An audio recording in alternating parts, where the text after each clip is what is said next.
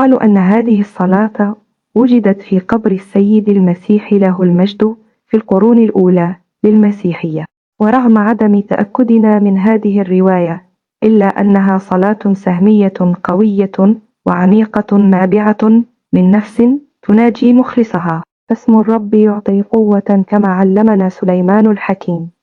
اسم الرب برج حصين يركض إليه الصديق ويتمنع.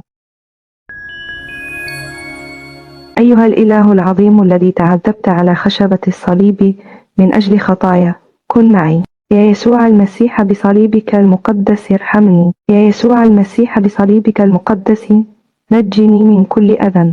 يا يسوع المسيح بصليبك المقدس نجني من كل سلاح ماض. يا يسوع المسيح بحق صليبك المقدس نجني من كل خطية مميتة. يا يسوع المسيح بحق صليبك المقدس أوصلني إلى طريق الخلاص. يا يسوع المسيح بحق صليبك المقدس نجني من كل خطر جسدي أو روحي. يا يسوع المسيح بقوة صليبك المقدس كن تعزيتي وقويني على حمل الشدائد لأجل محبتك. يا يسوع المسيح بقوة صليبك المقدس نجني من نار جهنم وأورثني الآخرة الصالحة. يا يسوع المسيح بقوة صليبك المقدس زدني إيمانا، زدني بمحبتك تعالى إلى الأبد. لصليبك يا سيدي نسجد، ولقيامتك المقدسة يا رب نمجد.